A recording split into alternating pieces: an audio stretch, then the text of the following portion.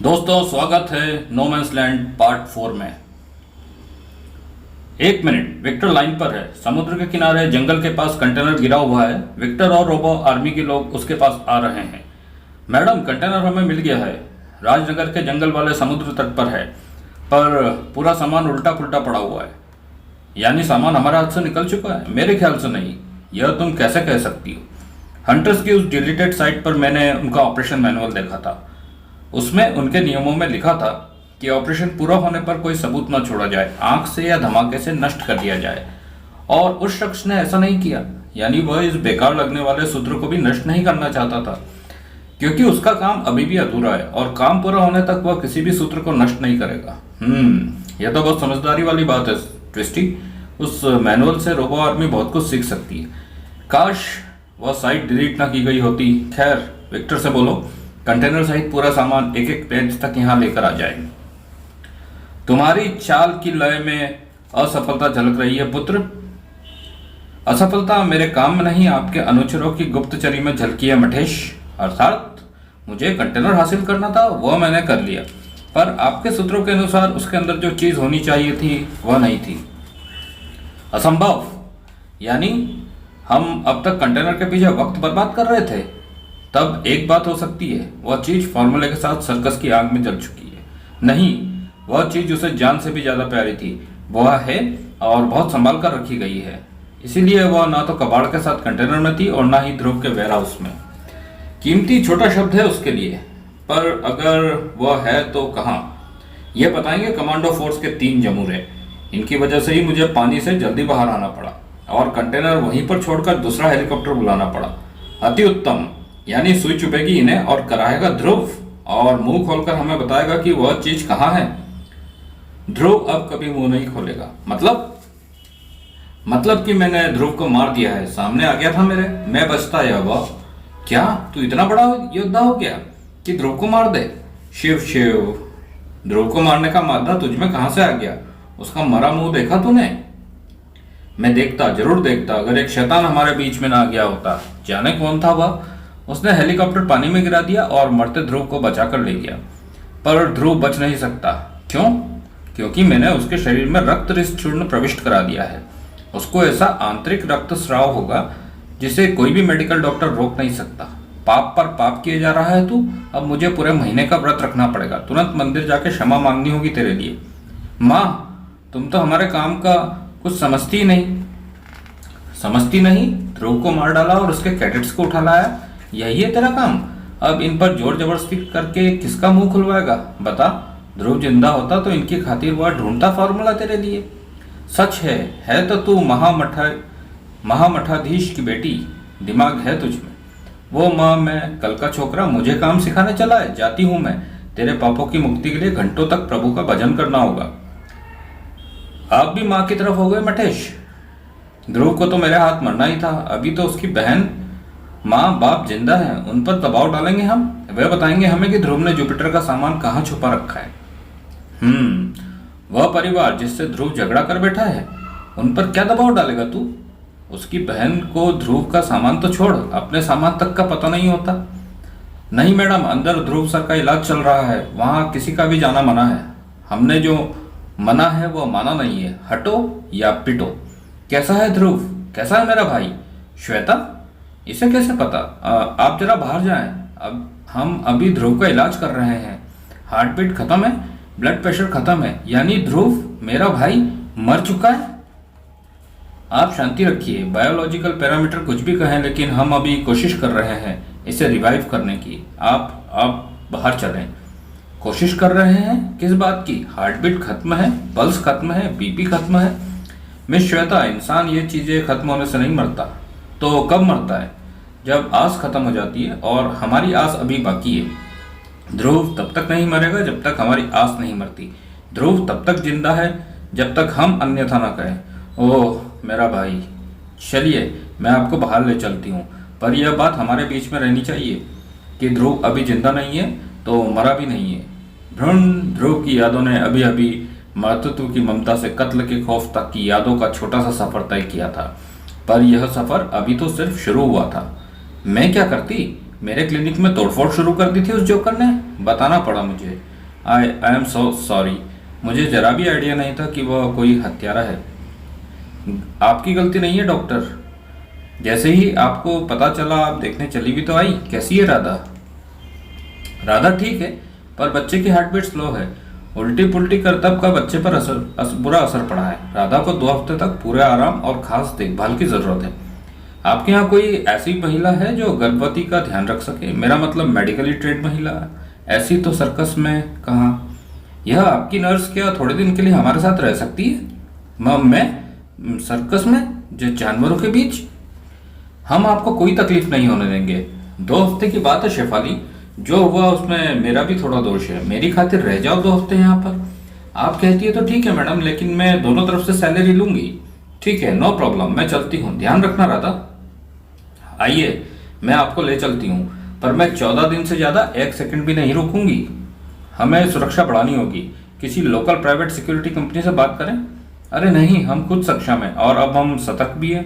वैसे भी जिसने भी यह हरकत की है वह जानता है कि अगर उसने जल्द ही दोबारा ऐसा कुछ किया तो हम उसे चीर फाड़ डालेंगे। अब कुछ दिन शांति रहेगी। शाबाश, यह हुई ना शेरों वाली बात। इस नर्स पर भी नजर रखना पड़ेगी।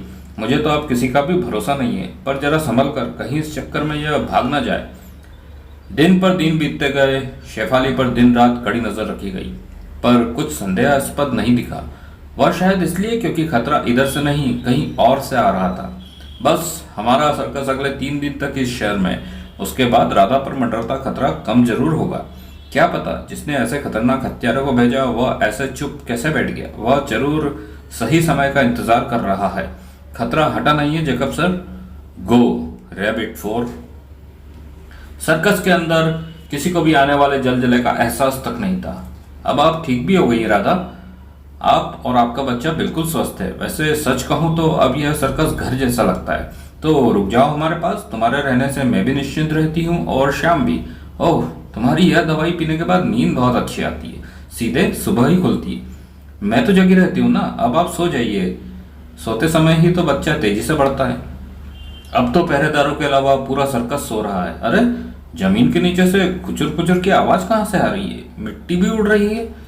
ओए देख, यह जेकब सर की कोई नई ट्रिक है क्या? जमीन से निकलता हेडफोन वाला खरगोश। और टाइम बम नहीं दिख रहा तुझे? अरे भाग जल्दी। कहाँ भागू, पीछे पड़ गया कमबख्त। Rabbit be cut the wire. Boom! एक जबरदस्त विस्फोट से वो खरगोश फट जाता है। यह क्या था? कोई गैस सिलेंडर फटा क्या? यह क्या हुआ? बम वाला खरगोश जमीन खोद कर आया और फट गया। बम वाला खरगोश चीलम पीकर सोए थे क्या? लो, एक और धमाका। यह क्या हो रहा है? दूसरा अटैक है राधा पर यह धमाके कैसे? क्या हुआ? खरगोश था, बम बांधे जमीन से निकला और फट गया। ओए रुक जा मस्तानी, मैं राधा को देखता हूँ। सबने भांग पी रखी है क्या? सबको जमीन खोद कर निकलते बम लगे खरगोश नजर आ रहे हैं। अरे, यह तो सच है। यानी ये ढेर सारे हैं, पर यह यहाँ क्या कर रहे हैं? दांतों से तार काट रहा है, पर क्यों? एक जबरदस्त विस्फोट। श्याम तो राधा तक पहुंच नहीं पाया था, पर खतरा जरूर पहुंच गया था। लंबे दांतों ने तार काटी। राधा की नींद मौत की नींद में तब्दील होने वाली थी। इधर वायर कटा, पर हो नहीं पाई। Wow, good shot. मेरी तो बोलती ही बंद हो गई थी। मिस्टर श्याम, राधा भी दवाई खाकर ऐसी सो रही कि मेरे लाख उठाने पर भी नहीं उठी। पर यह है क्या? धमाके क्यों हो रहे हैं? और आपको क्या हुआ? धमाके में फंस गया था। यह दूसरा अटैक है। कोई खरगोश को बम बांधकर भेज रहा है। दर्जनों हैं। ये पूरे सर्कस में जमीन खोद खोद कर निकल रहे हैं।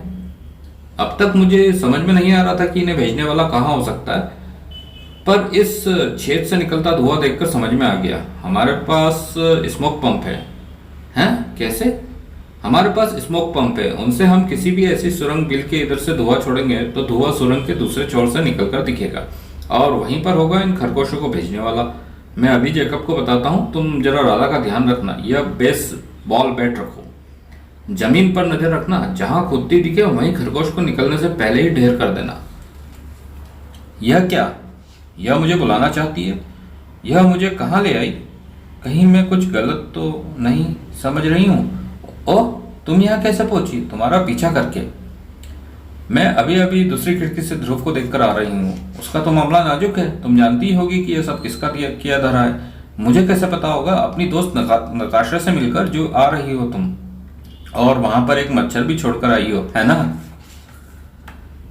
यानी तुम मेरा काफी देर से पीछा कर रही हो। हाँ, मैं मिली थी नताशा से। मुझे उस औरत को ढूंढने के लिए सुराग चाहिए थे जिसने माँ का एक्सीडेंट कराया, और नताशा से बात करके यह लगा कि वह ध्रुव की माँ हो सकती है। मुझे अंदाजा है, मैं खुद उस औरत से मिल चुकी हूँ, मिल के भिड़ चुकी हूँ। अगर वह ध्रुव की माँ है तो गजब की फाइटर है। ध्रुव का डीएनए उसी से आया होगा, मैच भी कर गया है दोनों का डीएनए। व्हाट? यानी बात पक्की है? पर तुम मुझसे क्या चाहती हो? नताशा की मदद। मैं हंटर्स के अड्डे का पता लगा लूंगी, पर घुस नहीं पाऊंगी। पूरी आर्मी चाहिए उसके लिए, और वह नताशा के पास है। तुम मेरा साथ दो, मेरी बात नताशा तक पहुंचाओ, और बदले में मैं तुम्हें वह दूंगी जो तुम्हें चाहिए। क्या? ध्रुव की माँ? मैंने पता लगा लिया है, वह जेकब को नताशा के चंगुल से छुड़ाकर लाई है। यानी जेकब का दोस्त है वह। यह तो साफ है, पर तुम उसका पता कैसे लगाओगी? क्योंकि जेकब मेरे पास है। Jacob uncle? वे तुम्हारे पास कैसे आए? लंबी कहानी है। ढूंढा तो उन्हें ध्रुव नहीं था, पर ध्रुव अब शायद यह लड़ाई जारी न रख पाए। यह पीड़ा हमें ही उठाना है। हमें? मैं अपना तो समझी, पर इन सब में तुम क्यों उलझी हुई हो? ध्रुव की चिंता है मुझे, वह तो ठीक है, फिर भी अंदर की बात क्या है? बचपन से तलाश है मुझे हंटर्स की। इन्हें ढूंढने के लिए जो बन पड़ा वह मैंने किया। अब इतने समय बाद दोबारा नाम सुना है तो उलझना तो था ही। क्या है तुम्हारे और हंटर्स के बीच में? जो भी है पर्सनल है, वेरी पर्सनल। ऑफ, अभी भी लाइफ का कोई साइन नहीं है। अब क्या करूं? अरे, यह बिजली कैसे चली गई? इमरजेंसी जनरेटर भी बंद हो गया। लो, आ गई बिजली। पर यह कहां से आई? संजीवनी? कोई इसे यहाँ छोड़ गया है। संजीवनी औषधि है, लिखा है इसे ध्रुव को खिला दो। पर कहीं कोई उल्टा असर हो गया तो? इसमें तो वैसे ही कोई हरकत नजर नहीं आ रही, अब उल्टा असर कैसा? पर कहीं ये इसके दुश्मनों की चालू हुई तो, काम पक्का करने के लिए। पर इसे यहाँ पर छोड़कर कौन गया है? श्वेता, वह देखो। क्या? वह कैप, वह यहाँ कैसे? यह तो वही औरत है जिस पर ध्रुव की माँ होने का शक है। ओ गॉड, इसे पकड़ना होगा। मैं अंदर से जाती हूँ, तुम बाहर से आओ। Black cat? रुक जाओ टोपीधारी। हाय बिल्ली, फिर रास्ता काट गई। क्या करने आई थी तुम यहाँ पर? ध्रुव को मारने या बचाने? अब घटनाक्रम ने अपनी गति पकड़ ली थी। इसी वक्त वहां से दूर। हाँ, क्या असंभव? वह तो सिर्फ हकीम जी के पास मिलती है। अम्बे है तू जगदम्बे काली। क्या हुआ? ध्रुव के पास किसी ने संजीवनी औषधि पहुंचा दी है। हमारे कांटेक्ट का फोन था, और माँ से कहिए ना कि वह घर में लाउड स्पीकर लगाकर भजन ना किया करे, काम धंधा ठप हो जाता है। वह कहती है कि इससे घर का कोना कोना शुद्ध हो जाता है। तू जाकर समझा दे उसे। छोड़िए, माँ के कीर्तन को बीच में डिस्टर्ब किया तो पता है ना क्या होगा। मुझे और झापड़ नहीं खाने। वैसे भी इतनी देर बाद संजीवनी भी ध्रुव को नहीं बचा सकती। मुझे उसकी चिंता नहीं है। मुझे तो पहली चिंता यह है कि हमारा भेदिया कौन है? संजीवनी किसने पहुंचाई? और वह था कौन जो ध्रुव को बचाकर हॉस्पिटल लेकर आया? वह सबसे बड़ा खतरा है, ध्रुव नहीं। ध्रुव तो अब बस यादों में ही मिलेगा। नो मैंस लैंड में बढ़ता ध्रुव अभी ज्यादा आगे नहीं बढ़ पाया था। वह रहा, वहीं से खरगोश आ रहे हैं। ओह, पर उसने धुएं को भी देख लिया है, और हमें भी। अब वह भाग जाएगा। हम समय रहते उस तक नहीं पहुंच सकते। ऐसे ही भाग जाएगा। हम भागने का समय देंगे तब ना। डोरी खींचो भाइयों, मैं हवा में उड़कर घूसा धरता हूं उसे। गर्भस्थ शिशु की सांस माँ की सांस होती है, धड़कन माँ की धड़कन होती है, और कान माँ के कान होते हैं। माँ सोती है तो माँ के कानों से सुनता है शिशु। इतने दिनों तक इंतजार किया मैंने, सोचा था इतने दिनों में एक पल का मौका तो मिलेगा, पर सब मुझ पर कुत्ते की तरह नजर रखते थे। मार तो देती मैं कब का, पर खुद नहीं बच पाती, इसलिए खरहा को बुलाना पड़ा। एक पल में मार देता खरहा तुझे बमगोश से, पर एन वक्त पर वह मरा श्याम आदम का। अब और बमगोश तो आएंगे नहीं, और बाकी सभी खरहा को पकड़ने में व्यस्त हैं। इसलिए अब तुझे और तेरे बच्चों को मैं मारूंगी। अब ना तो कोई तुझे बचाने आ सकता है, और ना ही तेरी नींद को मौत की नींद में बदलने से रोक सकता है। एक और वार और खेल खत्म। पर राख में छुपी होती है चिंगारी, और अपनी ही राख से फिर उठ खड़ा होता है फिनिक्स क्रमशः।